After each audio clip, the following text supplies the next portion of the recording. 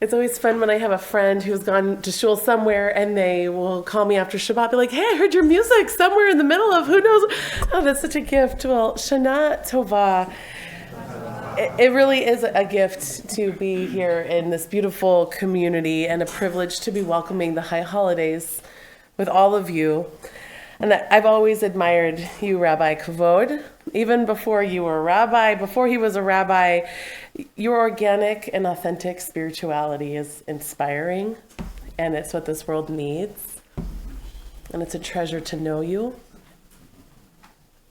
Yeah. And I'm so grateful for your open arms and saying yes to this opportunity. And for many years, as was mentioned, I have been blessed to collaborate with the inspirational powerhouse that is Rabbi Cantor Marcia Tilchin, along with her awesome husband Scott and her beautiful children and all that is the Jewish Collaborative of Orange County, including our last year's partnership in the High Holidays services. So it's so wonderful to be at it again this year, and especially blended with Beth El.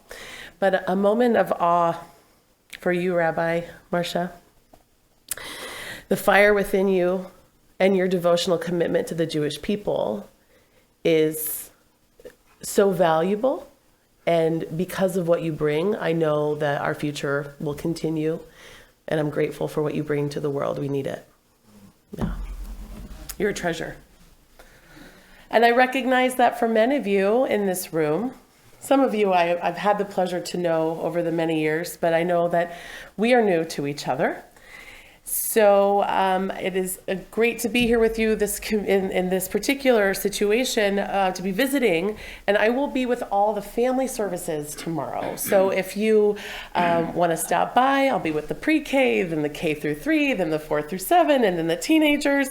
So feel free at any time to pop in and see. Scott will be also there making some music with me. At day 2, I'll be leading our alternative service. It will be wild and different. So if your mission this year is like adventure, then that might be a wonderful opportunity for you if you're looking for something musical or deep and different.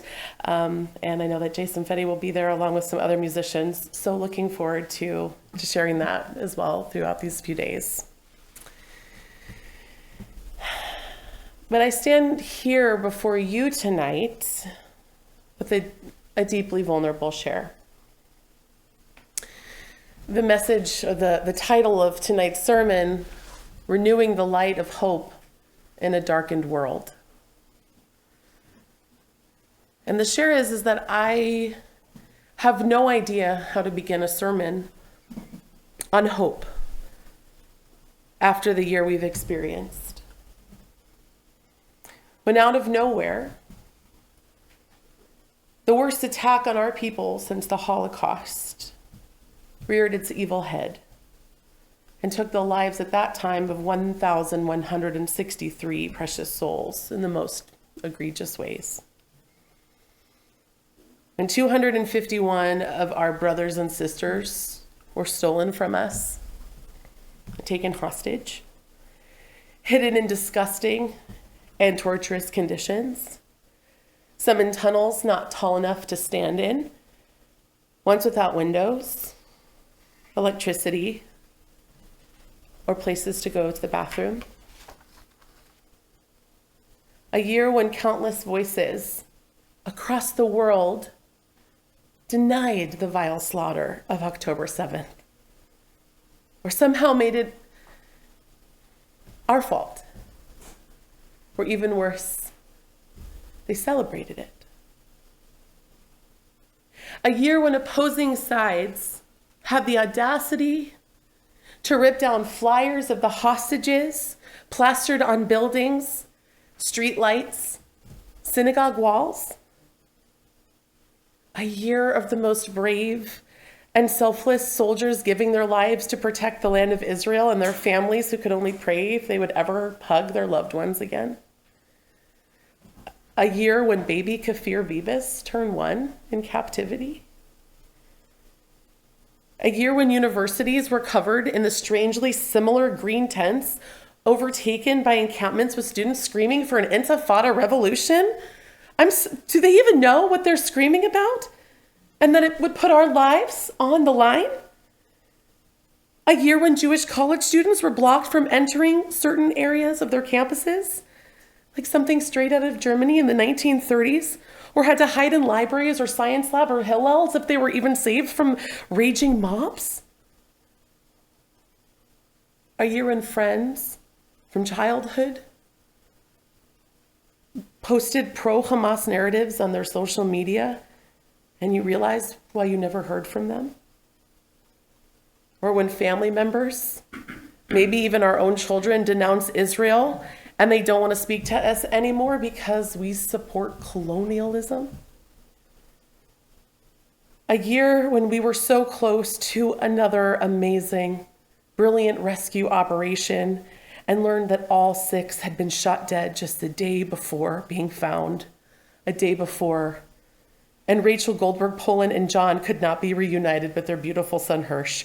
A rescue that we had been praying for over 300 days for, with masking taped numbers plastered on the insides of our washing machines, from heartbreakingly tracking each and every day, with each day mattering more and more, and yet feeling less and less possible. That day was like October 7th all over again. How can I not mention the barrage of attacks and the missiles from these last few days? It's been a year of vigils, anti-Semitism training, parent support groups, Jewish stars tucked into our shirts, mezuzahs ripped from our homes, people being beaten and even killed in our neighborhoods. High schoolers were just getting their lives back together from the years of COVID, and now faced with dirty looks in the hall, snide comments from peers, bombardments of anti-Semitic rhetoric on social media causing serious confusion over what is right or wrong, or what to believe, or whom to believe, or what side of history they're supposed to be on. This has been a harrowing year. And to stand here and speak of hope, though it is what we all need and are desperate for, feels almost insensitive. How can we talk about hope when the wounds are still fresh? When the world feels like it's been flipped upside down, when defending Zionism has become political and anti-Semitism is on trend. Didn't we think this was a thing of the past? And now people are literally waving Nazi flags publicly. Like, they've created new terms like Zios, trying to undercut our values and diminish our existence yet again. How could I speak of hope when our brothers and sisters in Israel live in and out of their bomb shelters and active terrorists want us dead? And the events from the last 48 hours have escalated the situation to levels we can't even comprehend. When our federations are putting millions of dollars on security, when just over a year ago, I was frustrated by the fact that I needed armed guards in order to pray with my community, now I wouldn't go into a community without them. How can we speak of hope when so much has been ripped from our sacred spaces, from our hearts, and from our wombs? Well, the actual question, I think we all know, is not how could I speak of hope? It's how could I not? If there's anything that has become so clear after this entire year, it is that as much as we are the people of the book, we are the people of the hope. There is something intrinsic about who we are, as if it's in our DNA. Even though we are great complainers, we've got that in there too, or that we are perpetual targets for awful offenses, hope is what we do. What does Moses do when the Israelites are stuck between the water and the encroaching Pharaoh's army after they moan and complain? They move forward. In fact, Moses tells everyone, God tells Moses, stop praying to me and do something. Well, you can't do anything if you don't believe it would make a difference. Many of you may be familiar with the rabbinic midrash that speaks of the young Israelite, Nachshon, who pipes up and volunteers to start walking through the waters, and it doesn't split until it reaches his nostrils. He moved forward as a sign of hope, of faith, trust in what's to come, and Klal Yisrael walked on to the other side. Hope is what Miriam did by packing timbrels in the anticipation of a celebration of redemption. I'm sorry, but it's pretty amazing when your life is under threat and you choose to pack timbrels and it feels essential. No wonder why she's called a prophetess. Hope is what we did when God spoke to us about accepting Torah and our people said, Na'aseh v'nishma. We will do, and then we will understand. We will trust in this relationship with God that moving forward is what we do. And then when we get a moment to reflect on it, you bet you will that we will. Hope is in literally every single story in the Torah and even the ones after. Hope is Naomi and her devotion to Ruth and the future that they build for themselves. Hope is Esther putting her life on the line, fasting and throwing parties in strategic process to persuade the king to make the right choice. Hope is literally what got our sages out of the rubble from the destruction from the Second Temple and having the koach to say, okay, the temple is destroyed. I guess it's time to reconfigure and reframe Jewish life. You don't do that unless you have something to believe in. And I would wager that we could all agree that it was hope that helped our loved ones through the Shoah. Hope is literally the essence of our survival. And I would suggest it is, in fact, why we are still here. And I have to be honest with you that I don't think I've ever thought of it this way before.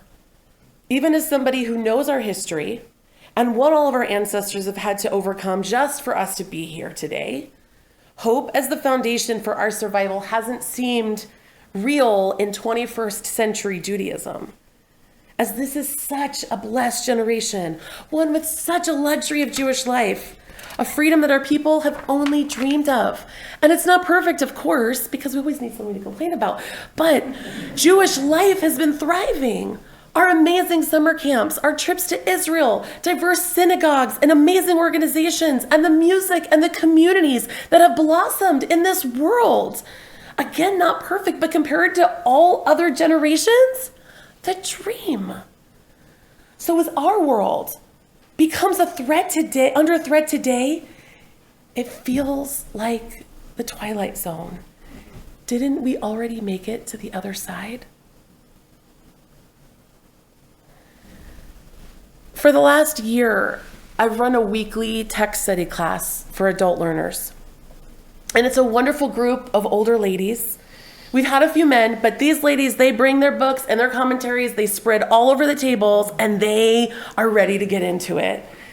And in preparation for the high holidays, I wanted to spend time exploring the month of Elul and its meanings, of course.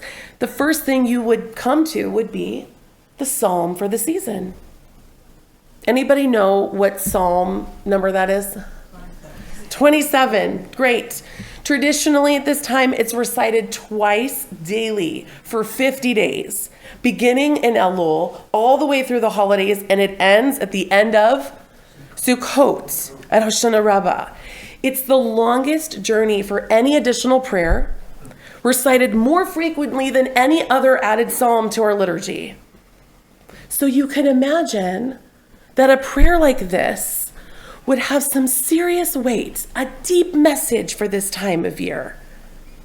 So I asked the ladies, which I'm asking you this evening, if you can imagine a psalm for this season that celebrates the birth of the world, the awe of creation, what might you think some of this psalm would say?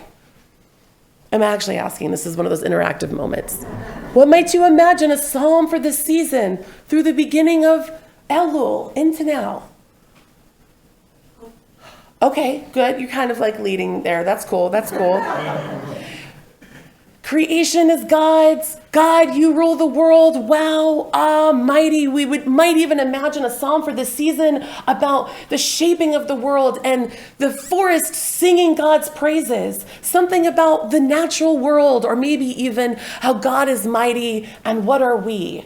Some kind of relational awe moment or God's majesty. But that is not what this psalm is. Could you imagine what the psalm actually is? Right. But if you could guess actually what this psalm is about, it is hope. It's despair and hope. The rabbis could have chosen any psalm, any type of flavor for this particular season. And they chose the one that demands us to face our deepest fears head on. It speaks of literally being surrounded by our enemies, the external threats and the internal ones, by the way. And it calls on us to kaveh el Adonai chazak va'ametz.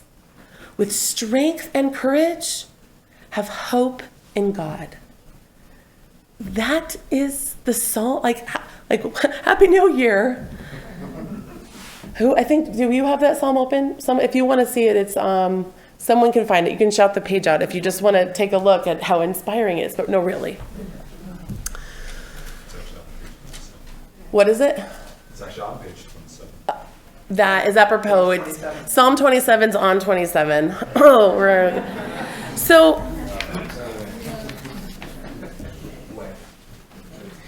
Rabbi Moshe Isserles of the 16th century teaches that the psalm for the season was chosen because it mirrors the idea of seeking God's presence as we ready ourselves for judgment. Hasidic commentary suggests that this psalm is fitting because it takes courage and strength in order to make teshuvah, change, returning to our better self. Rabbi Avraham Yitzchak Kook of the 19th century speaks of the human experience between the fear and the faith, and the adversaries we face when trying to live a life clinging to God. These insights help us understand the essence of this psalm. But I think that there's another dimension that's crucial. In order to move forward into another year, we must have the hope, not a passive one, but an active one that believes that we will move into it living and growing and thriving. The psalmist literally tells us this by the line that I ask to live in the house of God all of the days of my life. Our hope has been the key to our survival, rooted in the belief that we're meant to endure, to live out God's Torah, and to pass down our stories and our traditions and our recipes. It's true. But this hope isn't about believing that God will fix that despair. This hope isn't believing that God is going to fix that brokenness. Hope, this is it right here, if I can find my line in the line right here. It's choosing to have the courage to do something about it, to do something about that brokenness. As Rabbi Jonathan Sachs of blessed memory taught, that optimism is believing that things will get better. But hope is the belief that if we work hard enough together, we can make things better. It isn't about sitting back and waiting things to be over or improve. Hope is the active participation, a belief that even in the face of despair, we can make a difference. To bring this time to end, but also I think a really powerful perspective, I want to share a little story from Rabbi Joshua Heschel that I learned from one of my colleagues, Rabbi Emily Siegel of Temple Chai. I told you I was going to mention you because I think everybody in Phoenix is going to bring this story this year. That there was once a town that had basically everything that they could ever need, and everybody in their houses had clocks. And the one thing that the town didn't have was someone to fix those clocks. And over time, the clocks began to need repair. And some people on a regular basis would have to actually manually turn their clocks in order for those clocks to work. And some people altogether were like, forget it, we're done here. Like, I'm just gonna let the clock sit there, hoping that maybe one day there would be someone to come in town who could just fix it for them.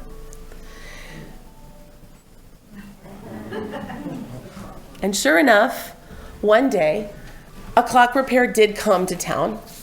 And the town was thrilled, obviously, and so everyone rushed to shop. They all brought in their clocks, and he began to take one order at a time.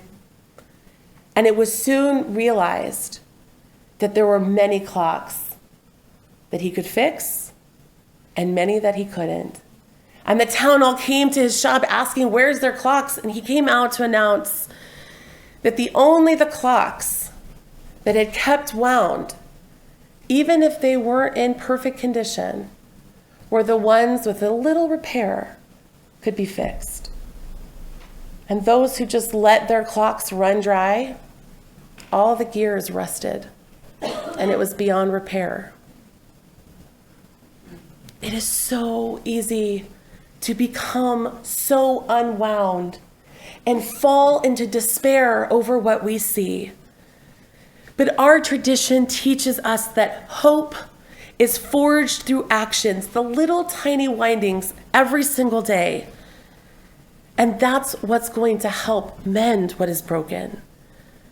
We began tonight with our grief, raw and real, and we don't leave it behind, but we carry it forward wrapped in hope, the same hope that has sustained our generations, that in the face of all we lost, we must turn our pain into action. Call each other, deliver food, send words of encouragement, or write letters to our soldiers in Israel. Wear your Magen David, light Shabbat candles, celebrate our Jewish identity with pride. Give generously. As we enter this new year, let us renew our spirits and move forward with that courage to remember that hope is in our hands. Shana Tova. Amen.